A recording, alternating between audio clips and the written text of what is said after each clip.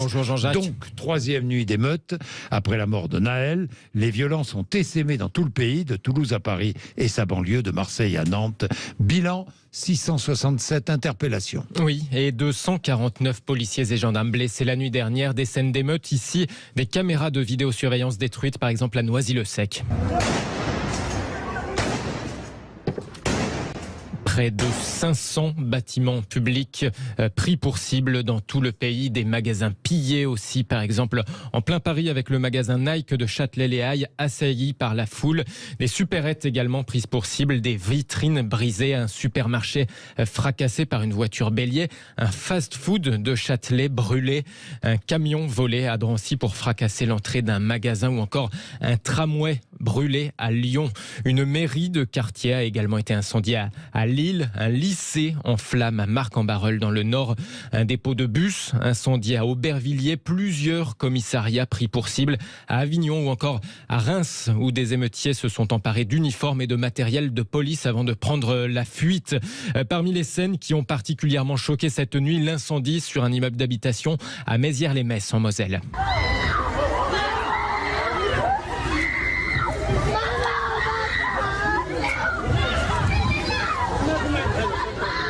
Avec des écoles qui ont également été prises pour cible à plusieurs endroits. 40 000 policiers et gendarmes étaient mobilisés dans tout le pays. Cette nuit, une nouvelle réunion de crise est prévue à l'Elysée à 13h. Rudy Mana, porte-parole d'Alliance Police Nationale, est avec nous en direct de Marseille. Rudy Mana, bonjour. Bonjour Jean-Jacques Bourdin. Merci d'être avec nous, Rudy Mana. À Marseille aussi, il y a eu des affrontements, il y a eu du vandalisme, des pillages, des saccages. Le dernier bilan, je regarde, 56 personnes interpellées, 13 policiers blessés dans ces violences qui ont animé la nuit. Dans le centre-ville de Marseille, Rudy Mana? Oui, tout à fait. On a vécu une situation insurrectionnelle, il faut le dire, dans le centre-ville de Marseille. J'ai eu beaucoup de collègues qui, après leur nuit harassante, épuisante, m'ont appelé ce matin et m'ont dit on a mal à notre France. Alors nous sommes des policiers qui gagnons 2200 € par mois. On essaye juste de défendre la veuve et l'orphelin. On n'est pas un riche footballeur milliardaire qui a 15 gardes du corps et qui vit dans un palace. Mais nous, on peut le dire, on a mal à notre France parce que notre France est malade. Et nous sommes extrêmement inquiets devant cette situation parce qu'on a vu des jeunes déterminés qui étaient là uniquement pour détruire, uniquement pour casser et qui ensuite ont pillé la totalité des magasins qui se trouvaient en centre-ville et de préférence des magasins de luxe. Il y avait des groupes de jeunes un petit peu partout. De ce que me disent les collègues, très jeunes. Très jeunes. De ce que me disent les collègues, il y avait très peu de relations avec Naël. En fait, ils ont profité de ce moment-là pour se rassembler et pour casser, en se donnant ce prétexte-là. Mais je peux vous dire que beaucoup m'ont dit ce matin, si ça n'évolue pas ou si ça ne change pas, on est foutu. Oui, enfin, n'exagérons pas, Rudy Mana. On est foutu. Ça veut dire quoi, on est foutu? Ça veut dire qu'il va falloir qu'à un moment donné, on passe au plan B. C'est quoi le plan B, Rudy Mana? Le plan A, c'est ce qu'on vit actuellement, où on voit que ces jeunes font ce qu'ils veulent, sans réponse pénale, lorsqu'on les interpelle, vous l'avez bien dit tout à l'heure, Jean-Jacques, 14 à 17 ans, ils vont être très peu condamnés, qu'on se le dise. Donc si aujourd'hui, si ce soir ou demain, on recommence à interpeller 667 jeunes comme on l'a fait dans toute la France, et qu'il y en a 650 qui sortent pour l'excuse de la minorité, on s'en sortira jamais. On s'en sortira jamais. Et eux sont déterminés à détruire. Parce que c'est ça qu'on a vécu. Moi, j'ai vécu celle de 2005. Oui. Les émeutes de 2005, vous en parlez tout à l'heure par rapport à 2005. Je peux vous dire que c'était pas du tout la même violence. La violence, c'est décuplé. La violence est beaucoup plus importante. Et les policiers m'ont dit, vous l'avez également dit tout à l'heure, et à juste titre, au départ, ils ne s'en prenaient pas à nous. Non. Ils étaient juste là pour détruire le domaine public, pour détruire. Je vous le dis, c'est ce qui a vraiment changé, c'est-à-dire qu'ils ne cherchaient pas l'affrontement avec la police, ils cherchaient avant tout à détruire et à piller. Totalement, exactement. Et ensuite, quand ils ont pillé et quand on a eu l'ordre de commencer à les interpeller, à ce moment-là, il y a eu des affrontements, des policiers blessés, etc. Bien évidemment. Mais au départ, c'était pas ça. C'était, on détruit tout ce qui est sur notre passage. Et chaque fois qu'il passait devant une vitrine, il la détruisait. La Samaritaine à Marseille, qui est un lieu historique, détruit. L'Alcazar, détruit. Tout ce qui était devant eux, ils le détruisaient avec une violence. Et dites-moi, Rudy Mana, pas si nombreux que ça, finalement. Il y avait à peu près 400, ouais, à peu près 400 jeunes. Voilà. Ouais, mais 400 jeunes, il faut les canaliser quand même. Bien sûr, mais bien sûr. Mais ce que je veux dire, c'est que c'est pas une, c'est une révolte très particulière, hein, très particulière. Le souci, Jean-Jacques, et vous avez raison de le souligner, c'est que les collègues me le disaient aussi ce matin, en fait, ils étaient à peu près 400, 450. Oui. Mais imaginez, ils me disaient, imagine qu'ils descendent tous. Oui. Des cités, des quartiers nord. Mais là, on va en arriver à quoi? C'est ça, l'inquiétude qu'avaient mes collègues ce matin. Je ne vous cache pas que c'est épuisant quand vous avez passé une nuit comme ça. C'est épuisant physiquement et c'est épuisant aussi mentalement. Évidemment. Et bon, je viens d'avoir un collègue qui a été blessé au testicule. Il a reçu une bouteille de bière. Enfin, il s'est effondré. Je viens de l'avoir au téléphone. Il m'a dit, on n'avait jamais vu ça, même dans les manifestations les plus dures. Ils n'ont jamais vu un tel degré de violence à l'encontre des bâtiments publics ou bâtiments ou commerces ou bars ou restaurants. Et ensuite, des pillages absolument incroyables. Rudy Mana, que dans l'immédiat, parce que vous dites la réponse judiciaire, évidemment qu'elle doit être au rendez-vous, la réponse judiciaire, c'est incontestable, vous avez évidemment, hein, je vous suis à 300%, mais dans l'immédiat, que faut-il faire selon vous? Je parle dans l'urgence. Bah écoutez, on ne sait pas. Qui a la réponse? La réponse, il va falloir que le président Macron, que le ministre Gérald Darmanin. Parce que vous croyez que les jeunes les écoutent? Non, pas du tout. Alors non, ils n'écoutent plus rien. Ils n'écoutent plus aucun politique. Ils n'écoutent plus aucun politique. Ils vivent sur les réseaux sociaux, sur Snapchat et sur TikTok. C'est ça. Là, Est-ce que si je vous dis, Rudy Mana, c'est un peu comme si un jeu vidéo en direct? C'est ça, exactement, on en est là. Ils ne respectent plus la France. Voilà, je vous le dis, Jean-Jacques, c'est dur. Je vous dis quelque chose qui est dur, mais nous, je vous dis ce qu'on ressent sur le terrain. Je suis obligé de vous dire le ressenti de mes collègues sur le terrain et je vous dis ce qu'on voit. Ils ne respectent plus la France, ils n'aiment pas la France, donc ils ne la respectent pas et c'est pour ça qu'ils la détruisent. En fait, c'est ça le vrai enjeu et le vrai problème. Donc, qu'est-ce qu'il faut faire? Bien sûr que moi, je suis rien pour savoir ce qu'il faut faire aujourd'hui. On a un homme d'État, on a Emmanuel Macron, on a Gérald Darmanin, ils vont réunir un conseil à 13h. À 13h. Mais écoutez, j'espère qu'ils vont me donner des orientations. Mais il va falloir vraiment qu'on intervienne plus rapidement peut-être. Mais le problème, c'est que... En amont, mais c'est difficile. C'est très difficile. Et puis, si vous intervenez tout de suite, on va avoir des vraies violences. Et là, on prend le risque d'avoir un policier qui reste sur le carreau ou un de ces jeunes qui reste sur le tapis. C'est ça la difficulté. Mais quand vous vous trouvez avec des gens comme ça, aussi déterminés, j'ai l'anecdote à Marseille de 3 collègues qui ont défendu un Auchan qui avait été vandalisé et les jeunes ont voulu le piller. Ils sont arrivés à 40, ils étaient 3. Ben, je peux vous dire qu'ils ont eu extrêmement peur. Ils l'ont dit, on a eu peur. Mais c'est normal. 43, c'est obligatoire. Donc, qu'est-ce qu'on fait? On va tirer? C'est pas possible. Donc, on est devant une situation très difficile à régler. Je vous le cache pas. Moi, je suis très préoccupé par mes collègues policiers parce que c'est d'eux dont je défends les intérêts. Et franchement, on ne sait pas trop, en fait, comment s'en sortir. Merci beaucoup, Rudy Mana, pour votre témoignage. Merci vraiment. Merci d'être avec nous. Est-ce que ce matin, vous lancez un appel au calme? Déjà, M. Bourdin, je suis très triste, attristé par tout ce qui se passe dans notre pays. J'avais envoyé, moi, un signal d'alarme depuis de nombreuses semaines par rapport à la situation dans les quartiers populaires. Et aujourd'hui, force est de constater que déjà, nous avons perdu un jeune homme qui s'appelle Naël, à 17 ans. Donc j'adresse mes condoléances. Et ensuite, aujourd'hui, depuis quelques jours maintenant, des bâtiments publics brûlent, des mairies sont brûlées. Il y a un constat général qui est accablant. Et vous savez, moi, je viens de Villebel. On a connu les révoltes urbaines et les émeutes de 2007. Et là, ça nous fait un rémique. La plaie est encore ouverte par rapport à cet épisode-là. Et en final... ça recommence. Est-ce que vous appelez au calme? Mais qui suis-je pour appeler au calme? Vous savez, M. Bourdin... Non, mais pardon, Carlos Martins Bilongo, oui, donc personne ne vous écoute. Donc personne ne vous écoute.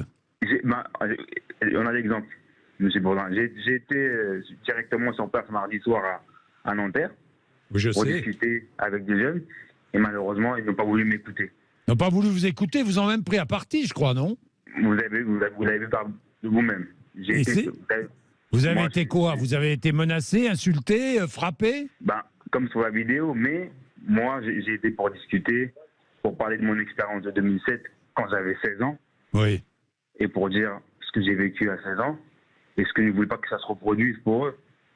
Mais je n'ai pas eu le temps de pouvoir m'expliquer. Oui. Vous avez d'ailleurs vous avez été agressé, vous aussi, parce que vous n'êtes pas plus écouté qu'un autre, Carlos Martins Bilongo. Parce que je suis considéré comme un élu de la République, oui. Donc je suis pour eux un représentant de l'État. Ouais. Et c'est normalement à l'exécutif et au gouvernement d'avoir la réponse politique juste pour apaiser les esprits, M. Bourdin. Est-ce que c'est pas le moment, justement, vous avez raison, la réponse politique, je ne sais pas si elle est suffisante, la réponse politique, Carlos Martins Bilongo, parce qu'encore une fois, quand on écoute celles et ceux qui étaient dans la rue et ça a dépassé même le drame concernant Naël. Vous avez entendu les émeutiers ou ceux qui les ont malheureusement côtoyés hier soir, et les émeutiers, enfin tous ces jeunes qui étaient dans la rue. Je dis bien jeunes volontairement parce qu'ils sont très jeunes, qui sont là pour s'en prendre à, comme vous le disiez, à des symboles de la République, mais aussi pour piller, parce que c'est vrai que la vie est difficile dans certains quartiers, et puis aussi parce que c'est une génération qui finalement vit dans une violence qui n'est pas la violence qui était celle de 2005 ou des précédentes émeutes. Carlos Martins Bilongo, toute la classe politique ne doit-elle pas aujourd'hui collectivement appeler au calme, franchement? Je ne sais pas si ça va avoir son effet, M. Bourdin, franchement. Vous le savez, j'ai sorti un livre, vous savez comment, M. Bourdin, il y a un mois où je parlais des quartiers populaires. Pourquoi est-ce que vous ne voulez pas? Ce que je ne comprends pas, ça ne coûte rien pour vous. Non mais Carlos Martins Bilongo, ça ne coûte rien pour vous d'appeler au calme. Ça ne coûte rien. Mais M. Bourdin, mais bien sûr. Ou alors vous êtes inutile. Mais non, mais bien sûr que je veux le calme. J'ai été sur place, moi, demander le calme. Et oui. J'ai été sur place et vous avez vu les vidéos. Et moi, je n'ai même pas reçu de soutien, moi, de la classe politique par rapport à ce que j'ai subi. Oui. Tout le monde s'est passé comme ça, comme une lettre à la poste. Et j'ai été sur place, sur site pour discuter avec les gens. C'est vrai. Mais personne condamne ce qui s'est passé. Tout le monde me laisse comme ça. Mais c'est pas grave, M. Bourdin. Et je vais vous le dire encore une chose, M. Bourdin. Vous savez, au moment des révoltes des Gilets jaunes, il y a eu une réponse politique avec 10 milliards. C'était pas suffisant, mais il y a eu une réponse. Dans les quartiers populaires, ça fait 30 ans que les gens sont abandonnés, M. Bourdin. 30 ans que les gens sont abandonnés. Dans les quartiers où il y a eu de l'ANRU, aujourd'hui, il y a des rats, il y a des malfaçons. Les gens sont désabusés. Et au final, c'est dès qu'il y a un allumage, la moindre étincelle, tout s'embrase. Et on voit que c'est partout, que ce soit dans les quartiers populaires, dans les grandes villes de la métropole, et également dans les outre-mer. Il faut que le gouvernement envoie un signal. Et vous savez, encore une fois, M. Bourdin, pendant ces manifestations où j'étais présent hier à la marche, les gens avaient des revendications politiques. Les gens demandaient la démission de M. Darmanin. C'est des revendications politiques. Oui. Oui, d'accord. Mais enfin là, je suis pas sûr que ceux qui étaient dans la rue hier soir aient des revendications politiques. Vous savez qu'ils sont appauvrissement dans les quartiers. Bon, est-ce qu'on peut aussi parler d'émeutes raciales à l'américaine? Non, M. Bourdin. J'étais à la marche de Nanterre. Il y avait des personnes de toutes les couleurs. Oui. Mardi soir, quand j'étais à Nanterre, également, j'ai croisé des mamans, des papas avec qui j'ai pu discuter, des enfants plus jeunes, qui n'étaient pas là pour faire des émeutes. Et malheureusement, j'ai rencontré un groupe un peu plus énervé. C'est vrai. Mais je vous le dis, il y avait toutes sortes de profils. J'ai même croisé des étudiants qui vivaient dans les résidences étudiantes de Nanterre, qui étaient dans la rue. Oui, mais vous savez très bien, Carlos Martins Bilongo, que ceux qui étaient à la marche de Naël ne sont pas nécessairement ceux qui étaient dans la rue hier soir. Là, monsieur Bourdin, je vous parle de mardi soir, du premier soir. Mardi soir, dans la rue, même mardi soir. J'ai vu des personnes de toutes les couleurs. Oui. Encore une fois, monsieur Zemmour vient pour diviser les Français. Bien, que là, on parle de quoi? Vous savez, monsieur Bourdin, quand vous parlez de... On a eu aujourd'hui l'âge des personnes qui sont arrêtées, 12 ans, 13 ans, 14 ans. C'est des Français. C'est des enfants de la République. Oui. C'est des enfants de la République. Oui. À quel moment la République sera inclusive? Oui. Les gens se sentent mis à part. Oui, mais ces enfants, qu'est-ce que vous faites, Carlos Martins Bilongo, pour faire en sorte que ces enfants rentrent chez eux? Je ne suis pas ministre de la ville, je ne suis pas dans l'exécutif, M. Bourdin. La réponse doit venir de l'exécutif et du gouvernement. Je ne peux pas, moi, en étant... Est-ce qu'il faut... Alors, je vous pose la question. Alors, je vous pose la question, est-ce qu'il faut instaurer un couvre-feu? Je ne sais pas si c'est la bonne réponse, M. Bourdin. Mais regardez, envoyer le raid, qu'est-ce que ça fait? C'est la surenchère. C'est la surenchère. Demain, on va envoyer l'armée. C'est la surenchère, M. Bourdin. Ce sont nos enfants. Ce sont des enfants de la République qui ont été à l'école républicaine. Est-ce qu'on doit savoir leur parler, oui ou non? Ils ont 12, 13 ans, M. Bourdin. Vous imaginez? 13, 14 ans. Mais alors, vous n'avez aucune solution, vous n'avancez aucune solution pour qu'ils rentrent chez eux? Il faut des actes forts. Je vous dis une solution. La démission de Darmanin sera un acte fort. L'abrogation de la loi de 2017 sera une réponse. Et vous verrez qu'il y aura du calme. Darmanin qui démissionne et qui est remplacé par un autre... pardon, hein, non? Par un autre ministre de l'Intérieur, ça change quoi? Je vous le dis.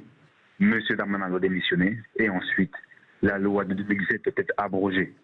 Pourquoi dès qu'on parle de police, M. Bourdin, on nous met directement dans un coin anti-police? On n'est pas anti-police. On veut réformer la police de la cave au grenier. Parce qu'aujourd'hui, un refus d'obtempérer, M. Bourdin, ne doit pas mener à la peine de mort. Vous êtes d'accord avec moi? Bien, merci Carlos Martins Bilongo. Merci beaucoup d'avoir été avec nous, d'avoir accepté de répondre à nos questions. Merci M. Bourdin. Vous avez vu, j'étais sur place moi mardi soir. Oui.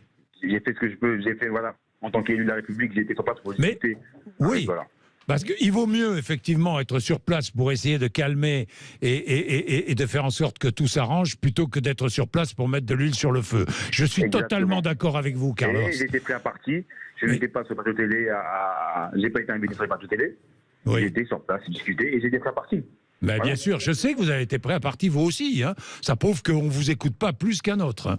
Bien, mais c'est comme ça, c'est la société dans laquelle on vit. Merci beaucoup, Carlos Martins Bilongo. Il est 10h55, allez très vite. Un témoignage, il y en aura d'autres, puisqu'entre 11h et midi, vous ne raterez rien de la situation avec tous nos invités. Ça va être passionnant, je peux vous le dire. Je vais poser des quantités de questions à nos invités.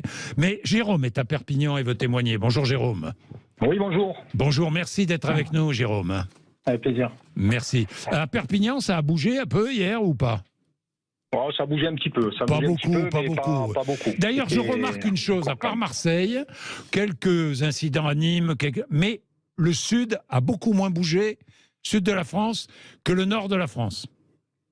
Je ne sais pas pourquoi d'ailleurs. Petit retard à l'allumage, j'espère que ça va durer parce qu'avec les réseaux sociaux, le temps que ça arrive jusqu'à nous, il y a toujours un petit délai, mais bon. Oui.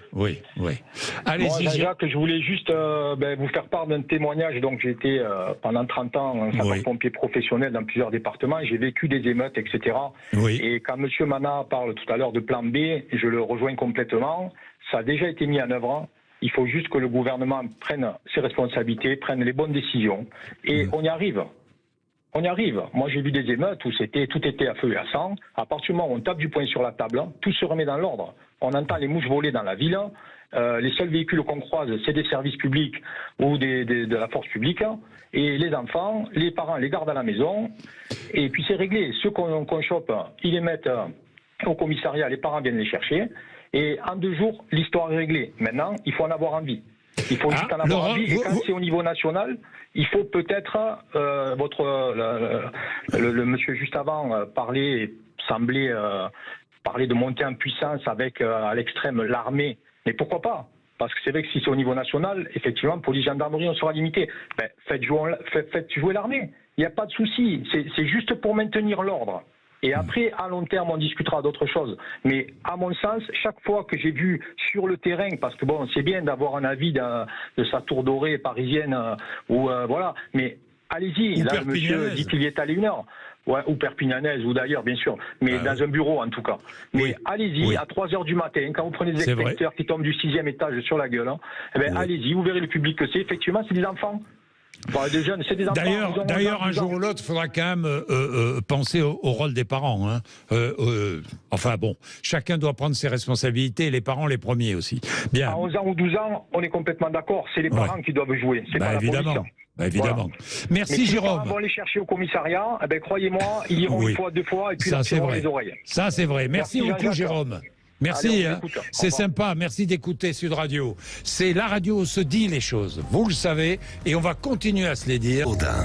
Bien, il est 11h05. 11h05, nous poursuivons évidemment après cette nouvelle soirée, nuit de colère, violence, avec ces saccages, ces pillages. Nous avons plusieurs invités qui vont pouvoir réfléchir avec nous, témoigner aussi. D'abord Michel Auboin, qui est ancien préfet, auteur du défi d'être français, le défi d'être français aux presses de la Cité. Bonjour. Bonjour. Je rappelle Michel Auboin que vous connaissez bien tous ces sujets, puisque rappelez-nous votre passé. Oui, professionnel. Je connais assez bien les sujets des quartiers parce que j'ai longtemps travaillé sur le sujet, à la fois sur le terrain, mais aussi j'ai travaillé d'un point de vue théorique sur les violences urbaines dans les années 90, donc c'est déjà assez ancien. J'étais dans l'Essonne en 2005, donc j'ai vécu directement les grandes crises de novembre 2005. Et puis j'ai été directeur de l'intégration des étrangers en France, et donc j'ai approché la question du côté de la nationalité, du côté d'intégration, ce qui m'a permis d'avoir une vue assez large, je crois, sur le sujet. Donc quelqu'un qui sait de quoi il parle. Et vous savez que j'aime bien, dans ces débats, entre 11h et midi, mettre autour de la table des personnes qui connaissent le sujet. Et non pas des personnes qui sont là invitées pour faire le nombre et qui parlent de tout sans rien connaître. Reda Didi est avec nous aussi. Bonjour. Vous êtes cofondateur de l'association Graines de France, dont l'objectif est de faire se rencontrer et dialoguer des policiers et des jeunes des quartiers prioritaires de la ville. Alors, nous allons poser plein de questions. Entre autres, vit-on une américanisation de la France? La nouvelle génération qui vit dans les banlieues est-elle plus violente? La police est-elle devenue un ennemi à abattre? Comment rétablir l'ordre? Peut-on parler d'insurrection? Quel rapport avec les émeutes de 2005? Ces questions et tant d'autres vont être posées entre 11h et midi. Mais tout de suite, nous allons commencer avec un témoignage, celui de Karine Franclet, qui est maire d'Aubervilliers. Karine Franclet, bonjour. Bonjour. Merci vraiment d'être avec nous, Karine Franclet. Maire d'Aubervilliers. Dans votre ville aussi, il y a eu de grosses violences hier soir. Je crois que le dépôt de bus d'Aubervilliers a été incendié et la piscine, le chantier de la piscine olympique aussi endommagé. C'est cela ? Oui, tout à fait. Alors, on a malheureusement subi une deuxième nuit de violence avec cet incendie de 12 bus de notre dépôt de bus du fort d'Aubervilliers qui a également impacté le chantier de notre piscine olympique. Alors, fort heureusement, l'incendie a été circonscrit. On a des dégâts légers sur la façade de la piscine, mais notre piscine a été sauvée. Et moi, ce matin, c'est un sentiment de colère et d'écœurement parce que on ne peut pas réclamer justice en détruisant comme ça le bien commun. Ce matin, ce sont des mamans qui n'ont pas pu déposer leurs enfants à l'école. Ce sont des plein d'habitants qui n'ont pas pu aller travailler. Et alors, au jour où on se bat pour rattraper le retard en équipement public dans ma ville, eh bien, ils viennent saccager des équipements publics et donc ils viennent détruire le bien commun. Alors, bien sûr, on peut comprendre l'émotion d'une maman qui a perdu son fils, mais aujourd'hui, la République fonctionne. Le policier est en détention provisoire et c'est pas en pillant, en faisant une guérilla urbaine qu'on viendra rétablir la justice. Oui, la République fonctionne et la justice, pour l'instant, fait son travail. Et on ne va pas, effectivement, porter d'accusation dans un sens ou dans l'autre concernant l'affaire en elle-même. Hein. Laissons la justice travailler. Regardons ce qui s'est passé hier soir, Karine Franclay. Vous étiez, ça a commencé comment à Aubervilliers ? Mais écoutez, ça commence toujours de la même manière, vers 23h, 23h30, où on a affaire à des jeunes extrêmement bien organisés qui allument des incendies à plusieurs endroits de la ville. Alors fort heureusement, notre police nationale et notre police municipale qu'on a créée depuis 3 ans est extrêmement bien coordonnée. Hier soir, par chance, on avait tout de suite l'appui d'une brigade de CRS, mais malheureusement, face à un tel embrasement, on n'a pas pu empêcher le départ de feu au niveau des dépôts de bus. D'où venaient ceux qui ont mis le feu, qui ont saccagé et pillé? D'où venaient-ils et qui étaient-ils? Très jeunes, aussi à Aubervilliers? On peut pas. Là, on a eu les retours de la nuit précédente. On a des jeunes à partir de 14 ans, un peu sans doute aussi beaucoup plus vieux. Mais là, on n'a pas une typologie précise à l'heure d'aujourd'hui. Là, on est en train de gérer la crise et réparer les dégâts. De gérer la crise et réparer les dégâts. Et vous craignez pour ce soir, pour samedi soir, pour le week-end? Évidemment, on craint. Et moi, ce qui m'inquiète aussi, c'est qu'il n'y ait pas un appel au calme commun de toute la classe politique. Et quand je vois des positions de partis extrêmes ne pas appeler à l'apaisement, je trouve ça absolument dangereux et indigne. Karine Franclay, c'est ce que je disais à Carlos Martins Bilongo, qui était mon invité juste avant vous. Seulement, la classe politique, vous savez, ces jeunes s'en moquent totalement, quel que soit le bord politique. Non, Karine Franclay, vous pouvez lancer tous les appels que vous voulez. Est-ce qu'ils vous écouteraient? Moi, je pense qu'il faut faire un front commun et vraiment faire aussi expliquer, alors pas au moment de la guérilla, parce que quand c'est enflammé, oui. Mais là, dans la journée, expliquer qu'on s'attaque au bien commun et que quand ils détruisent une école, c'est leurs frères et sœurs qu'ils détruisent l'outil de travail de leurs parents. Il faut vraiment les appeler à la raison. Bien, merci beaucoup Karine Franclay, merci beaucoup. Je me tourne vers vous, Michel Auboin. Vous écrivez « Nous ne vivons pas la même colère qu'en 2005 ». Et aujourd'hui, je ne veux pas parler d'insurrection. Pourquoi ? Parce qu'une insurrection, c'est un phénomène qui est organisé et qui a un but politique. Or là, les émeutes, comme celle de 2005 d'ailleurs, elles n'ont pas d'objet politique. Elles ont été déclenchées par une émotion partagée, mais elles n'ont aucun objet politique. Et pas d'objet politique, pas d'objet religieux, pas d'objet racial? Non, ça c'est clair. Non. Il n'y a pas de. En fait, le seul dénominateur commun à tous ces jeunes, c'est la police est notre ennemi. Et derrière la police, on n'aime pas la France et donc tout ce qui représente, on dit les institutions, mais enfin tout ce qui représente en gros la France dans leur esprit. La France, c'est une mairie, c'est une école, voilà. c'est un drapeau, c'est. C'est même la future piscine des Jeux Olympiques. Donc ça peut être tout. C'est un bus. Voilà. Et puis après, il y a, comme toujours d'ailleurs, l'occasion qui fait le larron, c'est-à-dire, après tout, pourquoi pas piller le magasin de proximité, puis après celui de plus loin, puis d'aller, etc. Donc, tous ces phénomènes se conjuguent, mais on n'est pas dans une situation d'organisation insurrectionnelle. C'est pour ça d'ailleurs, je pense que les discours politiques n'ont pas beaucoup d'effet sur le phénomène. Oui, ça je vous rejoins. Je pense que les politiques ne sont pas écoutés, tout le monde s'en moque, et ces jeunes d'ailleurs n'écoutent pas, ne regardent pas la télé, ils ne regardent que TikTok ou ils utilisent Snapchat, donc les télévisions, les chaînes en continu, les responsables politiques, tout ça, peu importe pour eux. Vous avez le même sentiment, Reda Didi? Le même sentiment sur la situation et l'analyse? Oui, ce que vient de dire Michel Auboin. Alors, moi je pense qu'il y a pas mal de facteurs qui expliquent la situation dans laquelle on est. D'abord, on est à une période où on est en été. On est à un moment où la scolarité est terminée. C'est-à-dire depuis le 15 juin, en fait, ces jeunes de 10 à 17 ans, c'est la tranche d'âge qui est touchée là, ne sont plus à l'école. Que le brevet est terminé, le bac est terminé, et donc c'est un moment où on se retrouve, où on mutualise, où on coalise.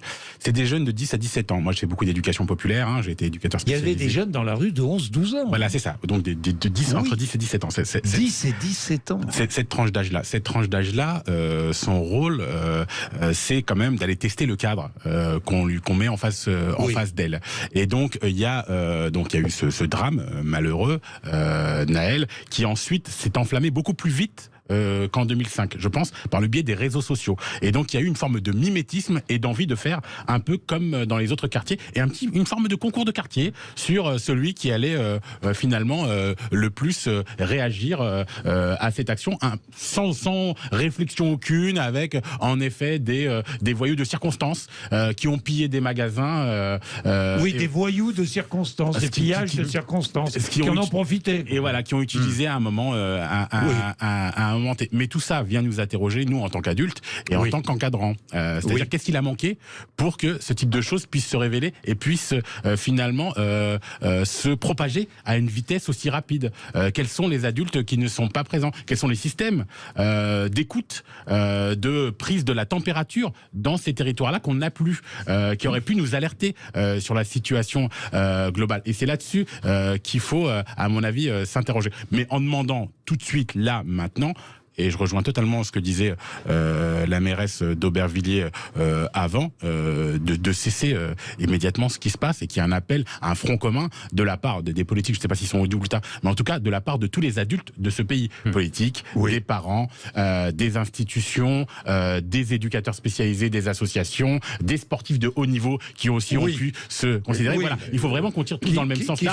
Qui ferait mieux de réagir aussi maintenant. Ils ont réagi après la mort de Naël, très bien, mais aujourd'hui, c'est à eux de réagir aussi. Avant une phase de réflexion et de reconstruction des systèmes qui vont nous permettre d'éviter ce genre de choses à l'avenir. Bien, nous allons prendre, il faut que j'observe une petite page de pub, il est 11h15, nous allons prendre Michel, qui est un de nos auditeurs, qui voudrait réagir. Vous faites comme Michel, 0826 300 300, vous appelez, vous intervenez, et nous poursuivons notre débat. C'est passionnant, parce que nous avons plein de questions à poser. 11h16 à tout de suite. Bien, un débat autour de ce qui s'est passé encore hier soir, et de ce qui risque de se passer ces prochains jours. Nous allons évidemment poser toutes les questions que vous souhaitez qu'on pose. La police, est-elle devenue un ennemi à abattre? Là, Reda Didi va répondre.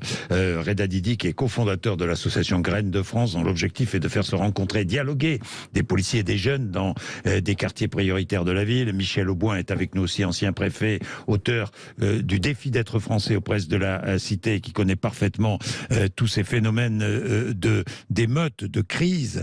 Michel est l'un de nos auditeurs. Bonjour Michel. Oui, bonjour Jean-Jacques. Bonjour à tous. Bonjour Michel, qu'est-ce que vous vouliez dire? Moi, je trouve que c'est scandaleux tout ce qui est en train de se passer dans ces banlieues françaises et un peu partout en France, là.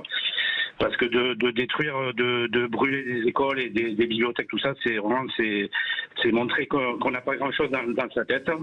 Parce que s'il était un petit peu intelligent, il serait plutôt fier de pouvoir aller à l'école et de ne pas aller faire les cons à la rue, aller faire du shit et d'agresser les gens comme ils savent le faire, quoi.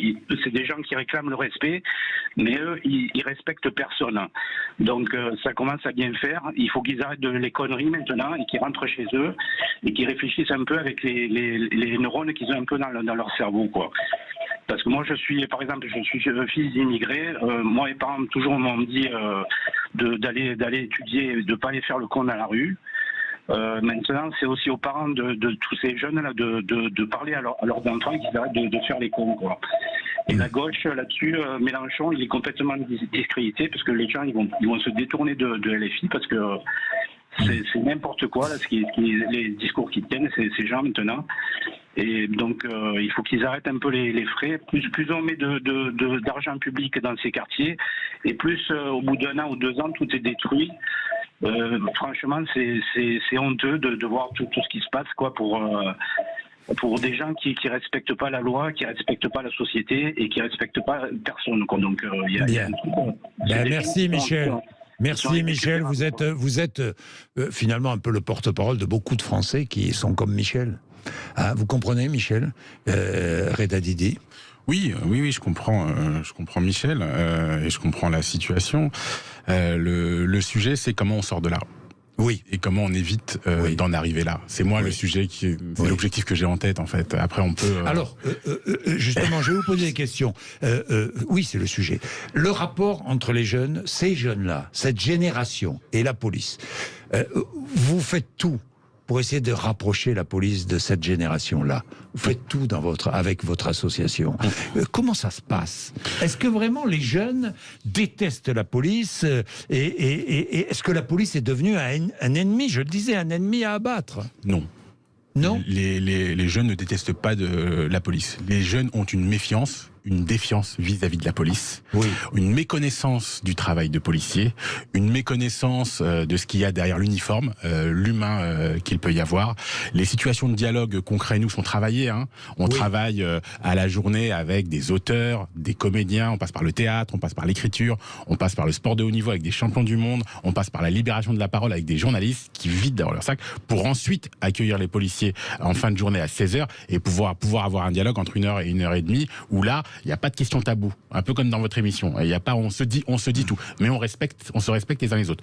Et ça s'est toujours bien passé. Nous, on a fait Nîmes, on a fait Avignon, on fait toute la banlieue parisienne, Sarcelles, Nanterre, Louvre, Fos, on fait Paris. Enfin voilà, il y a vraiment pas de sujet. Et j'ai jamais vu de dérapage sur cette question-là. Des gens qui étaient alors une petite proportion qui n'était pas toujours convaincue des propos qui étaient tenus par les policiers, mais souvent des jeunes qui repartaient avec plus de questions que de réponses. Et des policiers qui repartaient aussi avec plus de questions que de réponses. Et nous, dans ces cas-là, on a gagné. Si on arrive à sortir une minorité... Pourquoi aussi? Parce que vous avez porté attention à ces jeunes aussi, peut-être, non?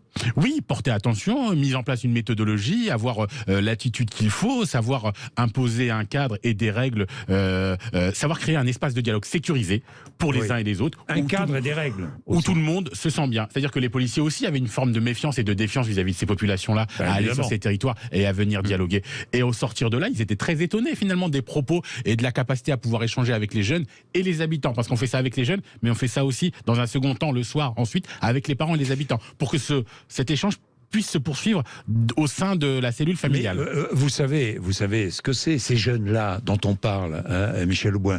Ils ont, vous le disiez, entre 17 ans, bon, 11, 12, 10, 11, 12, 13, mais la majeure partie, 15, 16, 17, 14, 15, 16, 17, ils jouent aux jeux vidéo.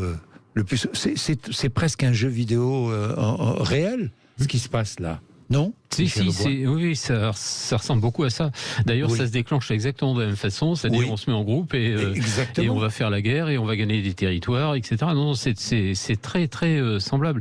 Et puis, il y a la violence quand même, qui est plus grande. La violence, c'est les plus grande dans la société en général, pas uniquement dans les quartiers. Clairement, elle est plus grande et on peut le voir tous les jours. Simplement, eux, ils sont dans une situation, je dis les adolescents en général, pas uniquement ceux qui vivent dans les quartiers. Les adolescents en général sont en contact avec une violence liée aux images. Globalement, je me souviens dans des affaires de Rix, par exemple, les maires qui étaient outrés, des élus, qui étaient outrés de voir les images que regardaient des jeunes garçons ou filles de 12-13 ans sur les réseaux sociaux, d'hyperviolence, des scènes de viol, des choses comme ça, quoi. Et donc, ces images qui sont disponibles pour des esprits qui sont encore un peu immatures, ça fait des dégâts considérables. Donc cette violence-là, elle existe. Et surtout, le sentiment que tout n'est pas vraiment vrai, quoi. Enfin, je veux dire, arriver à leur dire, vous êtes dans un monde concret, vous brûlez un bâtiment, il coûte tant, ça sert à ça, etc. C'est un pas qui est considérable pour beaucoup de ces jeunes, quoi. C'est pour ça que moi, j'entends les élus, c'est bien, il faut le dire, etc. Mais je pense qu'il ne faut pas essayer de s'adresser aux jeunes. Je pense qu'il faut s'adresser aujourd'hui aux parents, aux éducateurs, à ceux qui sont autour d'eux. Il faut des médiateurs et aux adultes qui sont dans les quartiers. Le temps des adultes est venu, là. Ouais, le temps des adultes est venu. Et le temps des adultes est revenu. est revenu. Parce que ce qu'on se disait tout à l'heure, et ce qui est vrai, c'est qu'entre 2005 et aujourd'hui, on a perdu beaucoup d'intervenants dans les quartiers et que on va mettre plus de temps encore à retisser les liens entre les plus jeunes et le monde des adultes. Très intéressant aussi. Pierre témoigne. Bonjour Pierre.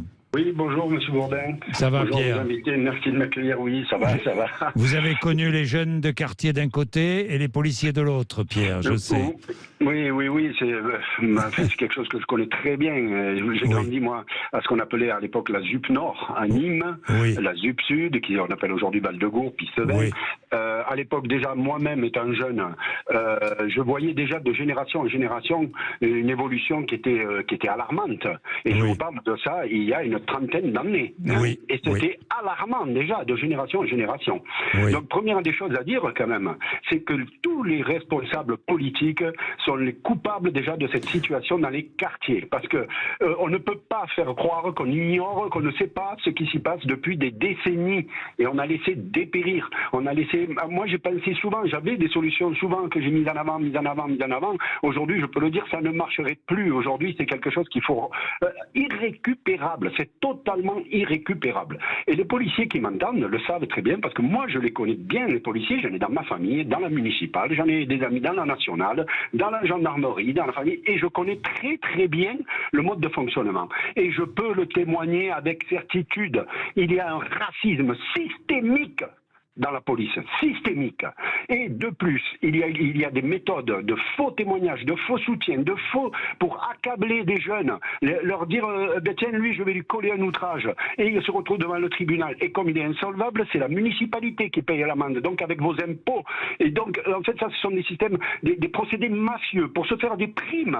Et eux, ils arrondissent leur fin de mois par ce système-là. Et ce sont des policiers. Donc, c'est une honte. Et deuxièmement aussi, il faut comprendre, ce n'est pas simplement malheureusement la mort de ce gamin, qui est évidemment horrible, le comportement de ce policier. Mais rendez-vous bien compte que s'il n'y avait pas eu de vidéo, il y avait déjà une écriture en faux, un faux témoignage, c'est-à-dire encore des systèmes mafieux et hors la loi, et ce comportement est imputable à la police. Donc, si la police n'est pas respectable, elle ne peut pas être respectée. C'est gravissime. C'est vrai, Pierre, mais vous ne pouvez pas. La police doit être respectée et respectable. Tout le monde est d'accord. Hein, respectable et respecté dans l'ordre. On est bien d'accord. On est bien d'accord. Mais vous n'allez pas imputer tous les mots à la police non plus, Pierre. Mais alors justement, oui. parce que si vous voulez, depuis qu'il y a de plus en plus de vidéos et de réseaux sociaux et autres, on ne peut pas ignorer tous ces comportements qui sont hors cadre légal. Quand on tape quelqu'un sans même l'interpeller gratuitement, on crée du ressentiment en permanence à force de voir toutes ces images qui sont hors cadre légal. Un policier qu'on ne retrouve même pas, on ne sait pas qui c'est. Il a tapé gratuitement quelqu'un et puis finalement on ne le retrouve pas, on ne sait pas qui c'est. Drôle de police quand même, soit dit en passant. Dans tous les cas, je vous interromps Pierre parce que il est 29, presque 30, il faut que je fasse un peu de pub. Dans tous les cas, là en l'occurrence, la justice travaille et me semble bien travailler. Enfin, bien, je ne veux pas porter d'appréciation sur le travail de la justice, elle travaille et elle avance. On lui reproche tellement bien souvent d'être lente, à juste raison d'ailleurs. Là, elle travaille. Qu'est-ce que vous en pensez, Michel? Oui, non, la justice travaille. On va voir aussi l'IGPN qui va commencer à faire des investigations. Parce qu'on a dit, heureusement qu'on avait des vidéos, etc. Même sans les vidéos, la justice aurait travaillé, elle aurait trouvé la solution. On verra ce qui est sur une affaire comme ça, c'est sûr. Après, la question de la relation, c'est vrai, entre la police et une partie de la population, ou même peut-être parfois toute la population, c'est une question qui sur lesquelles on ne doit pas avoir de tabou. Il faut aussi la revisiter. C'est vrai. Parce que c'est vrai qu'il y a des façons de s'adresser à la population. Alors, il y a des codes déontologiques qui existent, mais enfin, il y a des façons de s'adresser à la population qui parfois sont pas tout à fait appropriées. Après, faites attention quand même, la police c'est quand même le dernier rempart de nos institutions dans ce genre d'affaires, et il ne faut pas non plus désespérer la police, parce qu'on en a tous besoin. Bien sûr. Bien, il est 11h30, merci beaucoup Pierre, on prendra Thierry tout à l'heure, qui veut nous parler des parents, lui. Où sont-ils? C'est incompréhensible. Bien, mais Reda Didi est avec nous, Michel Auboin aussi, allez. Un peu de pub et à tout de suite. Il est 11h33. Allez, Michel Auboin, Reda Didi sont avec nous et vous tous. Alors nous allons reprendre un auditeur, Thierry, qui est en Haute-Garonne. Bonjour Thierry, vous êtes enseignant, mon cher Thierry. Oui, bonjour. Merci vraiment d'être avec nous. Allez-y, qu'est-ce que vous vouliez dire? Alors moi, il m'est arrivé une affaire un petit peu similaire quand j'étais jeune, puisque j'étais en moto et j'ai été menacé d'un pistolet par un gendarme. Voilà. Et je veux dire, j'ai pas pris la fuite. Je veux dire, si j'étais pas dans mon tort et j'ai une certaine éducation qui fait que à ce moment-là, on a quand même une certaine attitude à avoir, quoi. Voilà. Donc ça c'est la première chose que je voudrais dire. Oui, on va pas faire le procès ici des uns ou des autres. Hein. Non. Parce que je laisse la justice. Vous savez, je me garde bien. Je fais très attention. Hein. Depuis le début, je fais très attention. Donc allez-y. Vous vouliez parler des parents, Thierry. Il y a des gendarmes qui sont pas bons, des enseignants, des bouchers, tout ce qu'on veut, mais il y en a des respectables et ils font très bien leur travail. Voilà ce que je voulais dire déjà sur les gendarmes. Ensuite, au niveau des enfants, qu'est-ce qu'ils faisaient ce gars? Alors, c'est malheureux ce qui s'est passé. C'est très malheureux, je suis parent, c'est très malheureux ce qui s'est passé. Mais qu'est-ce qu'il faisait ce gamin de 16 ans ou 17 ans à conduire une voiture, et dehors, voilà. Ce qui m'intéresse, Thierry, ce matin, très bien, oui, on s'est posé la question hier, avant-hier, effectivement. Mais ce qui m'intéresse, Thierry, ce matin, c'est les émeutes, sur les émeutes, c'est ça. Alors, quand j'entends dire des gamins de 10 ans, 12 ans, 15 ans qui sont dehors en train de faire... Mais moi, mes enfants, ils sont jamais sortis après 11h du soir à faire quoi que ce soit, même aller s'amuser. Mais je comprends pas que font les parents. Ils sont responsables de leurs enfants qui ont cet âge-là. C'est la question que nous nous posions. Michel Auboin, vous aviez des réponses. La population très jeune de ces quartiers qui s'enflamment a changé au fil du temps. Oui, elle a changé au fil des générations parce que on a aujourd'hui, alors les proportions sont pas connues parce que les statistiques on les fait quartier par quartier, mais on les agrège pas, donc on sait pas le dire sur l'ensemble de la France. Mais on a une grande partie de la population juvénile, je parle des enfants et des plus jeunes, qui sont issus de l'immigration africaine, subsaharienne et pas maghrébine comme dans l'imaginaire collectif, quoi. Mais clairement, ça c'est complètement évident. Alors qu'est-ce que ça change? C'est les formes d'éducation qui changent, puisque on a des fratries plus nombreuses, des enfants nombreux et un mode d'éducation qui privilégie beaucoup la mère, avec des pères assez absents en matière éducative, il faut bien le dire, quand ils sont pas absents tout court d'ailleurs, et des mères qui elles-mêmes sont en prise avec des difficultés quotidienne et économique considérable. Alors moi, ce que je vois beaucoup, par exemple, c'est dans les banlieues où je gravite, c'est des femmes qui sont femmes de ménage, qui tous les matins partent à 5h du matin pour aller travailler, qui laissent les enfants un peu livrés à eux-mêmes ou aux mains des aînés. Et ça fait quand même beaucoup de garçons, parce que c'est surtout des garçons dont on parle. Dans cette affaire, on parle que des garçons d'ailleurs. On voit très peu de filles dans les émeutes. Très peu de filles. On en a vu quelques-unes, mais très peu. Et donc ces garçons qui vivent à l'extérieur. Et ça n'a rien d'étonnant, puisque en fait c'est comme ça qu'ils auraient été élevés s'ils étaient restés au Mali. Et quand il fait bon, comme en ce moment, il fait chaud, ils vivent plus à l'extérieur encore. Ouais, c'est sûr. Et en passant hier devant une école et en parlant aux responsables, ils me disent, effectivement, comme les collèges ont fermé depuis 15 jours, qu'est-ce qu'ils font? Ils s'agglutinent à la porte de l'école primaire. Parce qu'il y en a un qui vient attendre son petit frère, par exemple, et donc ils sont des dizaines et des dizaines agglutinés sans rien savoir quoi faire d'autre, clairement, à la porte de l'école. Et ça, c'est le ferment d'une activité collective. S'il se passe rien, il se passe rien, mais s'il se passe un fait particulier, aussitôt tout s'enflamme, quoi. Et il n'y a pas d'encadrant, il n'y a pas d'adultes qui sont là pour prendre le relais. Reda Didi, vous êtes d'accord? Vous intervenez dans les collèges, Oui, nous on intervient dans les collèges. Alors, j'allais dire, cette analyse est très juste. Je me demandais si elle concernait pas l'Île-de-France et un peu plus largement. Parce qu'on a après d'autres territoires, Lyon, Marseille, Nîmes, Pisevin, Val-de-Bourg, sur lesquels on allait aller. Où l'immigration et les habitants de ces territoires-là est un peu différente et a peut-être un petit peu stagné d'ailleurs. On a eu peut-être un peu moins de turnover et peut-être un peu moins de retour dû peut-être à la puissance économique qu'a la région Île-de-France. On remarque aussi que, il ne faut pas qu'on tombe dans la caricature. Nous, quand on donne la parole aux habitants des quartiers populaires, ce qui nous remonte d'abord, c'est un besoin d'avoir plus de police. Plus de police de proximité. Besoin d'avoir plus de police de proximité avec lequel on peut dialoguer. Une police sur lequel il faut se re-questionner, peut-être qu'il faut expérimenter des choses, qu'on a pu voir à droite à gauche, mais plus de police et un besoin d'aussi d'avoir un territoire, j'allais dire comme le reste du territoire français, quoi, avec les mêmes services publics, la même sécurité, la même possibilité de vivre, ça, de vivre convenablement. Et ça remonte régulièrement quand on donne la parole aux adultes, notamment. Alors maintenant, que faire ? À 13h, le président de la République va présider une deuxième cellule de crise interministérielle. Il y a, et c'est un appel de certains responsables politiques à droite, il y a la demande de l'état d'urgence. L'état d'urgence, ça veut dire quoi, Félix Mathieu ? L'état d'urgence, c'est une mesure exceptionnelle qui permet de restreindre certaines libertés, d'accorder des pouvoirs exceptionnels au pouvoir exécutif. Il a été créé par une loi de 1955 en réaction à l'époque aux événements d'Algérie. Il est plus vieux en fait donc que la Ve République. L'état d'urgence, il peut être déclenché en cas de péril imminent, d'atteinte grave à l'ordre public ou en cas de calamité publique. Alors quand il est déclenché par décret pris en Conseil des ministres avec signature du président de la République, cet état d'urgence court sur 12 jours renouvelable par un vote du Parlement. Il permet par exemple de restreindre la liberté de circulation, d'interdire des rassemblements, des manifestations, d'instaurer un couvre-feu, d'instaurer un périmètre de sécurité autour de certains lieux publics. Il autorise des perquisitions exceptionnelles sans passer par la justice ou même des assignations à résidence de certaines personnes. L'état d'urgence a été déclenché à 6 reprises lors de la guerre d'Algérie ou lors des émeutes de 2005 ou après les attentats de 2015. À 7 reprises, même si on comptabilise l'état d'urgence sanitaire créé avec le Covid en 2020. Est-ce qu'il faut déclencher l'état d'urgence, monsieur le préfet ?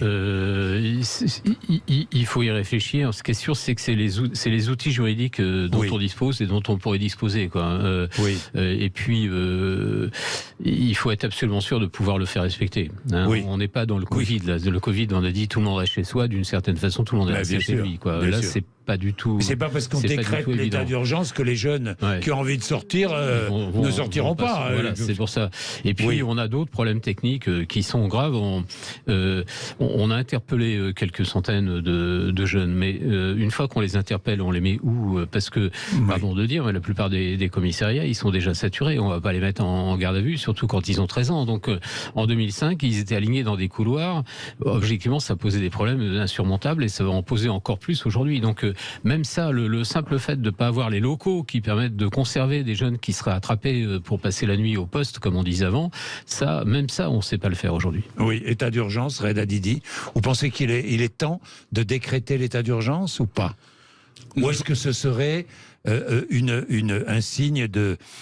Pas de panique, mais est-ce que ce serait un signe de panique ou un signe de fermeté ? Nous, c'est pas notre rôle de penser ça. Non. Mais ce que je voudrais dire, c'est que il faut que là les émeutes cessent. Oui. Le message est passé. Vous l'avez très bien dit. Ce cas a été pris en charge de façon tout à fait convenable par le politique et par la justice. La justice est passée ou va passer. Oui. La justice va passer. Elle fait son travail. Il faut qu'elle fasse son chemin. Elle poursuit son travail. Il faut que les uns les autres, on appelle au calme. Il faut qu'on arrive les uns les autres à retrouver raison, à éviter que ceci ne déborde. En fait, la question avec l'état d'urgence ou d'autres dispositions de cet ordre-là, je me dis que si ça marche pas, qu'est-ce qu'on fait derrière ? Oui. C'est là la grosse difficulté pour moi. Et il me semble qu'il faut essayer d'autres voies, mais de toute façon, il va falloir avoir une multitude de réponses. Et pas une seule réponse ne suffira sur ce cas-là. Mais bien sûr. 11h42, nous allons encore prendre des auditeurs. Vous êtes très nombreux. 0826 300 300. Chantal qui est à Brive, Justine qui est à Troyes et qui ont envie d'intervenir. À tout de suite. Il nous reste 10 minutes, très vite. 2 témoignages de 2 auditrices, parce que vous êtes prioritaire, vous le savez. Chantal, par exemple, qui est à Brive-la-Gaillarde, en Corrèze. Chantal, très vite, parce qu'on a beaucoup de choses à dire encore. Allez-y, Chantal, bonjour. Oui, bonjour, Sud Radio. Bonjour, Monsieur Bourdin. Pour le témoignage, ça n'en est pas. Alors, allez-y, c'est une remarque. C'est une remarque, oui, j'entends beaucoup de choses se dire, mais ça tourne en rond. Et moi, j'aurais éventuellement une solution. Je pense que ce serait une bonne chose de faire appel à l'armée. Il faut leur faire peur à ces jeunes. Alors, il faudrait effectivement les moyens importants, comme une guérilla. Et puis peut-être les pompiers, lanceurs d'eau, une guérilla, etc. Surtout pas de victimes, hein, Chantal.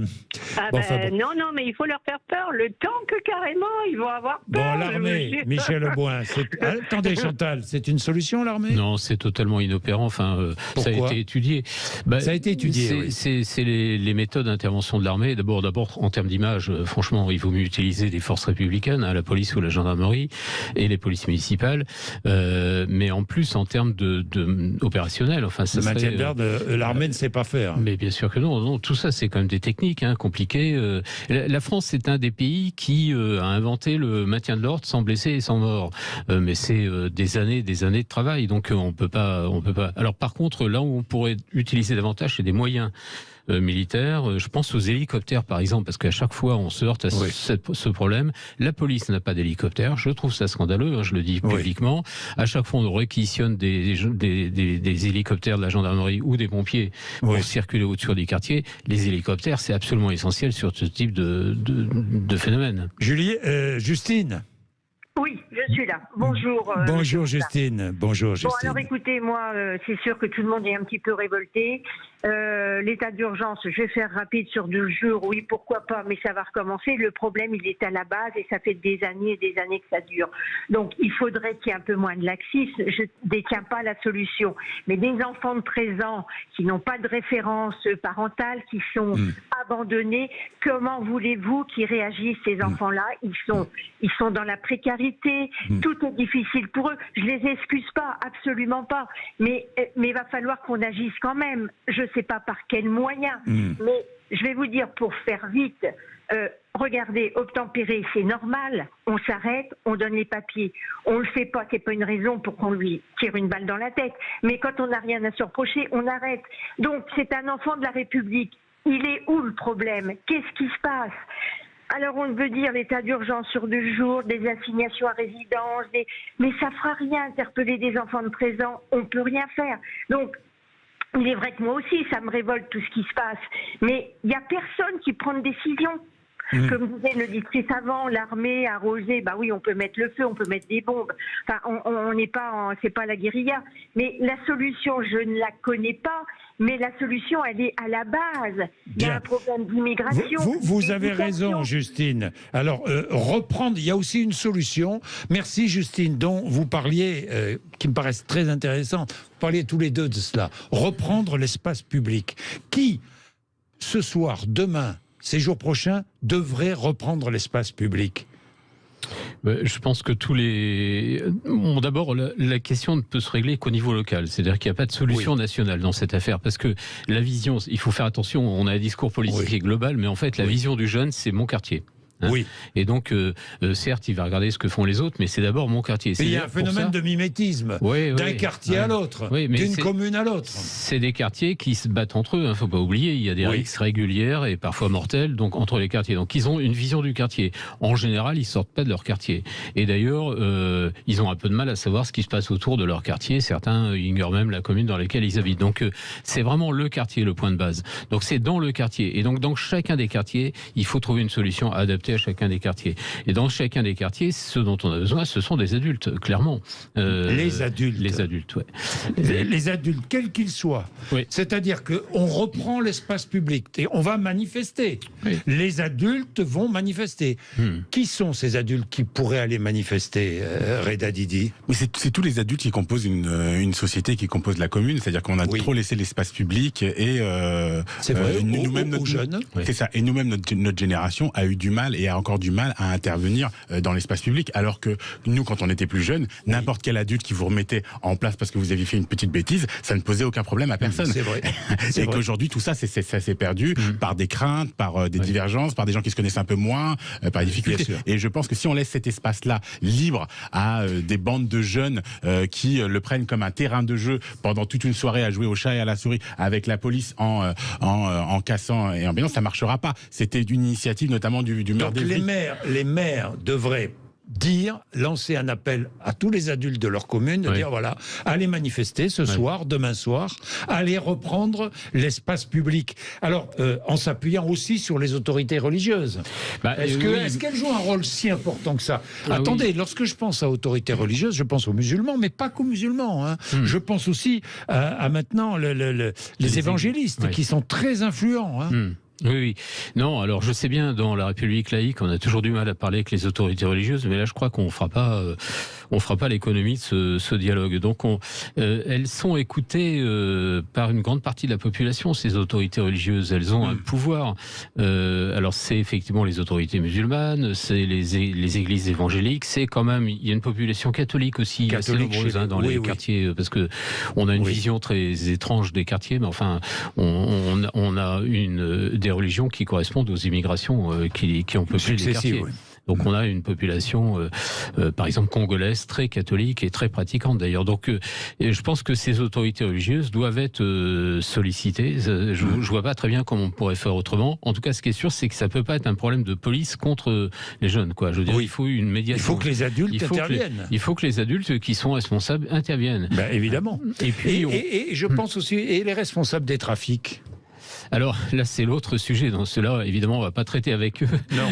Mais eux, ils ont tout intérêt à ce que ça s'arrête, clairement. Parce que dans l'affaire, ils vont perdre beaucoup de chiffres d'affaires.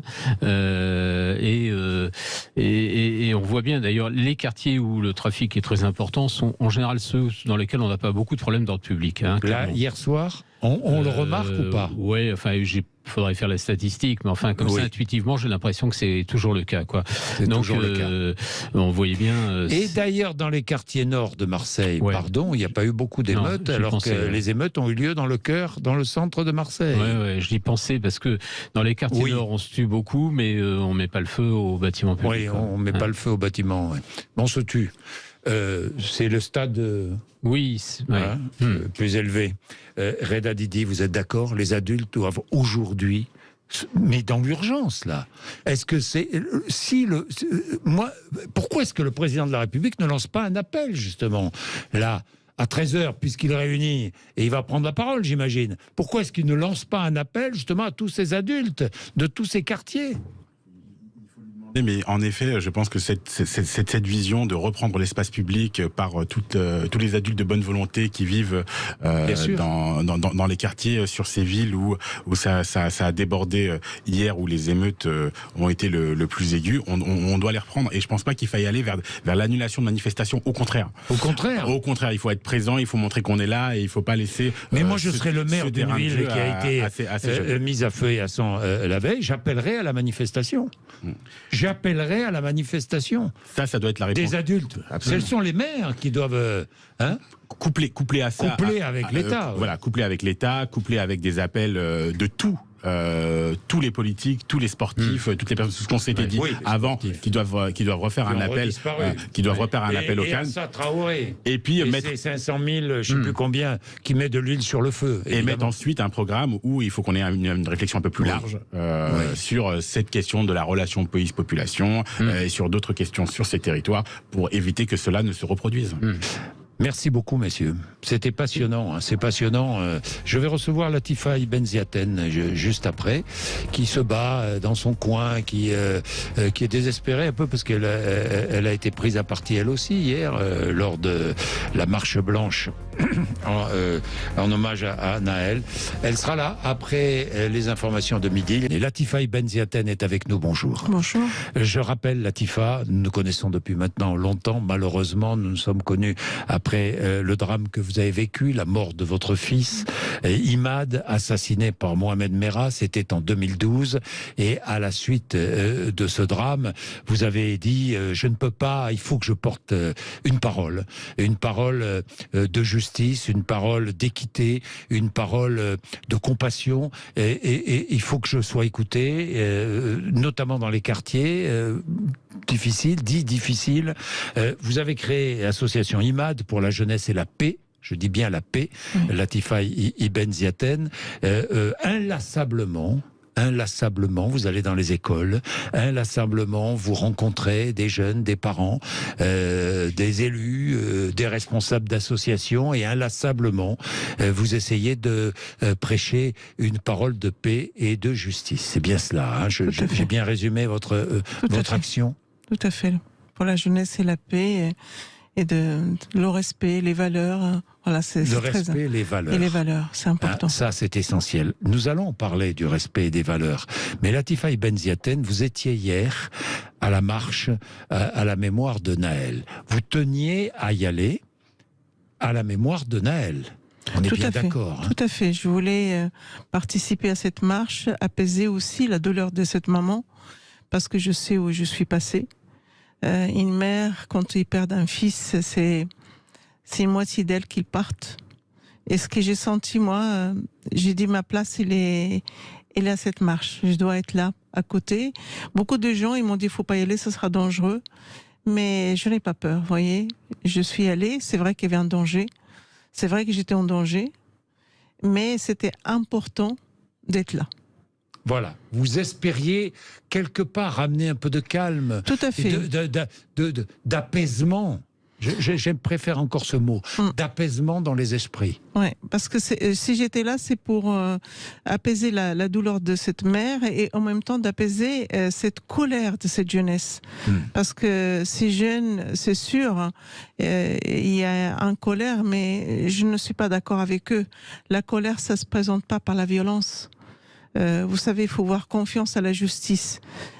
Certains jeunes, j'ai attrapé même un jeune hier qui était complètement dépassé. La colère, ça se voyait dans ses yeux, dans ses mots. Et je lui ai dit, jeune homme, moi, il y avait un monsieur qui était avec moi. J'ai dit, jeune homme, calme-toi. C'est pas par la violence qu'on va gagner. Ni toi, ni moi, ni personne. La haine, ça gagnera à rien. Ça crée de la souffrance. Croyez-moi, je suis sur le terrain, je suis dans les maisons d'arrêt, je vois ce qui se passe. Alors, arrêtez. Et il m'a dit, madame, ils nous ont retiré beaucoup de choses. On n'est plus rien. Et maintenant, ils nous tuent. Alors, je pense qu'il faut me lâcher, madame. J'ai dit, je ne peux pas te lâcher, s'il te plaît. Et il m'a serré dans ses bras. Il m'a dit, vous pouvez rien faire.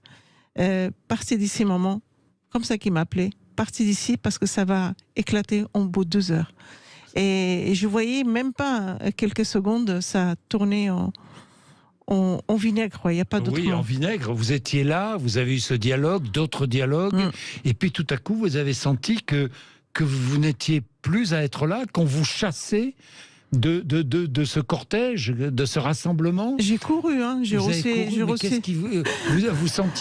Vous sentiez qu'on voulait s'en prendre à vous? C'est-à-dire pas moi spécialement, mais tu reçois les cailloux, tu reçois.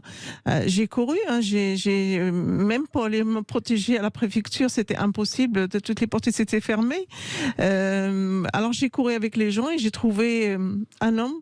Je ne peux pas citer son nom parce que et il était sur lieu de travail. Et il était avec moi jusqu'au bout. Il m'a même ramené dans sa voiture jusqu'à que j'allais dans ma voiture pour récupérer ma voiture. C'était vraiment. Cette marche blanche, qui était une marche d'apaisement, a dégénéré. A dégénéré vraiment horrible. On dirait on est en guerre. Hein. C'est ce que j'ai vu, moi. Tous ces jeunes, tout âge, jeunes et moins jeunes. C'est pour ça que je dis, et je répète, aussi, il y a une responsabilité de l'État, une responsabilité des parents, parce que les parents, ils doivent parler avec leurs enfants. Parce qu'on ne peut pas gagner, M. Bourdin, de cette casse, de cette brûlure, tout ce qu'on voit aujourd'hui, c'est pas comme ça. On doit raisonner nos enfants, on doit parler sur les valeurs, sur le respect, et on peut manifester. On peut manifester dans la rue, en silence. On peut écrire, on peut aller appeler la justice, on peut appeler à l'État, mais on ne peut pas faire autant de mal. Aujourd'hui, c'est les gens qui travaillent, qui brûlent leur voiture, c'est de casser des magasins, c'est les gens qui vivent avec leurs moyens de travailler, leur transport. Tout ce qu'on voit aujourd'hui, ça bloque tous ces gens-là. Pourquoi générer le drame? Certes, c'est grave ce qui a été arrivé, c'est choquant, mais la justice, elle est là pour ça. Il y a une justice. On ne peut pas faire la justice nous-mêmes. Oui, Latifa, j'ai trouvé même parfois que je comprends évidemment la douleur de la mère, mais même j'ai trouvé que c'était allé un peu loin dans la manifestation, même de la part de la famille. Même de la part de la famille. Moi, la seule chose que je ne veux pas juger la famille, mais quand même. Voilà, on ne peut pas juger la famille, mais la seule chose que je trouve, cette marche, elle était trop tôt. Oui, elle était trop tôt. Il fallait attendre au moins qu'il enterre son enfant et après il pourra faire cette marche. Oui. C'était un peu trop tôt et je pense que c'est une femme, elle est complètement perdue. J'ai senti hier, elle était sur le choc. Et je pense même pas s'il est consciente que son fils il est mort. Vous savez, moi j'ai perdu mon fils et malgré j'ai pleuré, malgré j'ai crié, au fond de moi, je ne croyais pas que mon fils il est mort. Je croyais qu'il va rentrer, qu'il va revenir. Vous voyez ? Et une mère qui perd son fils, c'est... Vous pensiez qu'hier elle était encore avec son fils quelque part ? Quelque part, elle est, je l'ai sentie, je l'ai touchée, j'ai parlé avec elle, j'ai monté avec elle dans le camion. Je lui ai dit, je te souhaite beaucoup de courage. Essaye d'apaiser cette jeunesse. Essaye de passer un message. Parce qu'il y a beaucoup de dégâts. Alors, il ne m'écoutait même pas parce qu'elle était complètement sur l'émotion des gens. Les gens qui étaient tout le monde pour elle, ils se mettaient debout. Et elle était complètement perdue. Elle était emportée par les ce mouvement, par les gens qui l'entouraient, qui quelque part un peu l'utilisaient, peut-être même utilisaient ce drame. Certains. Pas tous, mais certains. Moi, je dis, c'est dommage de faire tous ces dégâts et de ne pas laisser... c'est comme on enlève le drame totalement et on ne parle aujourd'hui que de la violence. On a oublié ce drame. Au lieu de rester sur le drame et le respect et d'aller sur le minute du silence, de le faire tranquillement, d'aller sur le lieu où il était assassiné, la marche avec paix. Sans un mot, en pensant à elle, en pensant à la souffrance de la mère, d'avancer par milliers. D'ailleurs, ça aurait eu beaucoup plus de force entre nous. Beaucoup plus de force. Bien sûr, c'est pour ça que je disais, mais qu'est-ce qui se passe? Pourquoi autant de... Et quand je la voyais partir, je me suis trouvée seule dans ce camion avec certains jeunes. Ça m'a fait peur. Il y a des gens qui m'ont fait descendre et je vous assure, j'ai quoi y passer. Vous avez eu peur? J'ai jamais eu peur, parce que si j'avais peur, je ne serais pas y allée. Mais ça fait vraiment dire qu'est-ce qui se passe? On est en France, qu'est-ce qui se passe? Pourquoi on est arrivé là? C'est pour ça, quand j'ai entendu ce matin la ministre d'aller voir les voitures brûlées, je pense que ça place d'aller voir aussi la politique de la ville, de voir ce qui se passe. C'est parce que c'est eux qui sont sur le terrain. C'est important. Oui, bien sûr. Quand la foule est en colère, elle n'entend plus rien, c'est ce que vous dites? Non. C'est ce que vous rappelez? Non, moi je vous dis, j'ai parlé avec ce jeune homme, il ne m'écoutait même pas. Et il se battait avec moi, vous voyez, on était deux à le tenir, il se battait. Et je lui dis, vous savez, la prison, elle est remplie, jeune homme. Il m'a dit, je n'ai pas peur, madame, qu'est-ce qui peut me faire la prison? Déjà, je suis en prison, déjà, vous voyez, déjà, il nous tue. Déjà, il y a des barrières, déjà, on est oublié, on n'existe plus. Et c'est vrai, ça fait un petit moment que j'ai dit, je passe mon message, ouvrez cette cité, donnez la chance à cette jeunesse, écoute-les. Accompagnez-les. On revient sur l'arrière d'ouvrir cette service militaire parce qu'il y a un besoin aujourd'hui, parce qu'il y a une souffrance énorme. Il y a des Je rappelle que votre fils était militaire. Voilà, et je sais que vous en parliez avec lui. Vous évoquiez tout cela avec lui. Bien sûr, bien sûr. Et les services militaires, Monsieur Bourdin, ça apprend à un jeune les valeurs, les règles, le respect. De sortir un bon citoyen. Rien que 6 mois, c'est important pour un jeune. Aujourd'hui, il n'y a plus de l'armée. L'école, aujourd'hui, c'est très difficile. Il y a certains parents qui accompagnent leurs enfants. Il y a certains, maintenant, aujourd'hui, les profs, ils me disent, c'est nous qu'on oriente le jeune parce que les parents, ils ne sont pas présentes. Vous voyez, il y a des mères qui vivent seules, qui souffrent, qu'on ne s'en rend pas compte aussi, qu'on ne doit pas y aller vers eux pour voir ce qui se passe. Cette jeunesse, elle est complètement... moi, je dirais dans la souffrance. Une souffrance, la colère. Et l'espace public lui a été, à certains endroits, abandonné. C'est-à-dire qu'elle occupe l'espace public. Aujourd'hui, tout cela, les services publics sont partis, les parents, certains ont démissionné. que font les jeunes de 14, 15, 16 ans quand il fait beau, par exemple, que le collège est fini? Que font-ils? Eh bien, ils sont dans l'espace public. Est-ce qu'on ne devrait pas... tout à l'heure, on en parlait avec mes deux invités. Je ne sais pas, moi. Par exemple, essayer de reprendre l'espace public. Peut-être que les adultes... Là, les adultes ont un rôle considérable à jouer. Considérable dans les jours qui viennent, dans les heures qui viennent, dans les jours qui viennent. Vous savez, Monsieur Bourdin, j'ai vu quand il y avait le problème de cette... quand il y avait le truc sanitaire, oui, et le Covid, et beaucoup de jeunes qui ne sont pas retournés à l'école. On les a pas cherchés. Hein. Oui. On les a pas cherchés. On n'a même pas posé la question pourquoi ils sont pas venus à l'école. Oui. Je connais des familles que des jeunes ils disent mais ça sert à rien, madame. À quoi ça sert? De toute façon, j'aurais aucune chance. C'est pour ça que certaines cités, on a laissé ce vide énorme. Et ce vide, il se remplit de la haine. C'est pour ça que j'ai dit, tout le monde il a une part de responsabilité. Les parents, l'école, le politique de la ville, l'État, on a tous une part de responsabilité. La société, c'est important parce qu'aujourd'hui, on ne fait pas nécessaire. Cette jeunesse, c'est l'avenir de demain. Oui. Et il a autant de chances que les autres. Les responsables associatifs, les responsables religieux, les autorités religieuses, enfin tout. Bien sûr, les élus, religieuses, toutes les religions, voilà. On est bien d'accord. Bien d'accord. Les religions, ils sont là pour passer le message de paix, des valeurs, de respect, mais tout ce qui est élu, tout ce qui est associatif de terrain, tous ces gens-là, ils doivent jouer un rôle important pour cette jeunesse. Parce que de voir ce colère, ce que j'ai vu hier, moi, ça m'a fait très peur. C'est pas pour moi, mais j'avais peur pour tous ces gens qui reçoivent le lendemain qu'il n'y a pas de voiture, tous ces dégâts, tout ça. Mais Latifa et Benjaten, vous voyez la situation changer.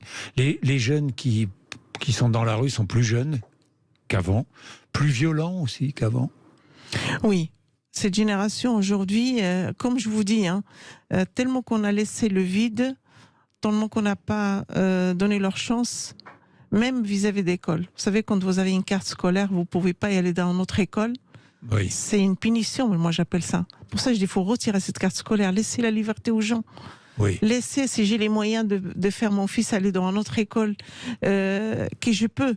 Si j'ai le moyen de transport, pourquoi vous m'interdisez? Pourquoi je suis obligée d'aller dans cette école où j'habite? Oui. Il faut laisser la liberté aux gens. Et cette liberté aussi, je la sens vis-à-vis des jeunes quand ils témoignent. Ils disent, je suis obligée d'aller dans cette école, je l'aime pas, mais j'ai pas le choix. Oui. Et tout ça, c'est fait politiquement. Aujourd'hui, vous savez, quand vous passez plus que 11 ans sur le terrain, je vois des choses affreuses. Moi, j'ai jamais cru de voir autant de cités aussi tristes, aussi abandonnées qu'aujourd'hui. C'est vrai. C'est horrible. Oui. C'est pour ça que je dis tous ces hommes politiques qui doivent sortir sur le terrain, qui doivent aller sur le terrain. C'est important. Ils doivent aller voir. Bien sûr, ils doivent y aller et voir. Vivre ce que vivent ces habitants-là. Voilà. De voir, parce que le moment de Covid, quand on habite sur un FR3 ou F5 et on est 8-9 dans le même appartement et qu'on n'a pas le droit de sortir, vous savez, c'est très dur. Et quand on n'a pas les moyens, qu'on n'a pas le matériel pour travailler, c'est très dur, Monsieur Bourdin. Il y a des jeunes qui ont déprimé, qui ont beaucoup souffert. Tout ça, c'est la colère, toute cette colère qui sort aujourd'hui.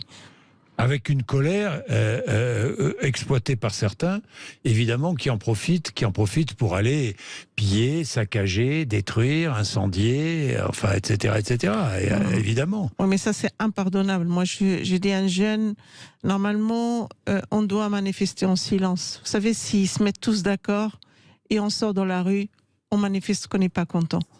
Ouais. En silence. Vous voyez, toutes les Français et toutes... que ce soit l'État ou n'importe quelle personne, et considère vraiment une manifestation digne. Gagner la dignité. Digne, voilà. Gagner le respect. Voilà, digne et avec respect. Mais là, de saccager, de faire du mal, je vous assure, moi je voyais des cailloux, mais je ne sais même pas où ils ont cherché ces cailloux. Moi, j'ai un caillou qui passait entre mes jambes. Et un monsieur me disait courez madame, courez. Je dis mon Dieu, qu'est-ce qui se passe? Vous pensiez un jour pouvoir être prise à partie comme ça dans une manifestation ou dans J'ai jamais. Vous n'avez jamais été. Jamais. Je me rappelle quand on a fait la marche à Rouen, quand j'ai perdu mon fils, et on a fait la marche pour Charlie Hebdo, tout ça. Oui. Et il y avait un couple qui était devant moi et ils ont dit mais qu'est-ce qu'elle fait cette dame-là devant nous? C'est la seule ça m'a marqué à vie et j'ai pas répondu. Après la dame il dit mais elle a rien à faire là, ils nous tuent puis ils sont là. Ouais. Tout ça parce que je portais mon foulard. Et c'est là j'étais choquée. Et après, ils m'ont vu le soir à la télé et ils étaient complètement... ils ont essayé de me contacter et ils ont demandé l'excuse. Mais là, ce que j'ai vu hier, c'est différent. Et hier, c'était une... Je plains tous ces services de l'ordre. C'était dur hier, franchement. Ouais. C'était dur de voir tous ces hommes qui reçoivent tous ces cailloux. Je dis, mon Dieu. Et même c'est CRS, il me dit courez madame, courez. Je dis mon Dieu, c'est dingue. Ouais. J'avais des frissons. Je vous assure, je tiens un chapeau. Merci Latifa Ibn Ziad. Merci d'être venu nous voir ce matin sur Sud Radio. Votre témoignage très fort. Merci beaucoup. Merci, 12h26. Vous nous avez accompagnés depuis 2 heures. Nous avons battu un record d'appels, du nombre d'appels. Vous étiez plus nombreux que jamais à écouter, à suivre notre émission. Je vous en remercie vraiment de tout cœur. Et puis nous allons poursuivre, évidemment, dès lundi.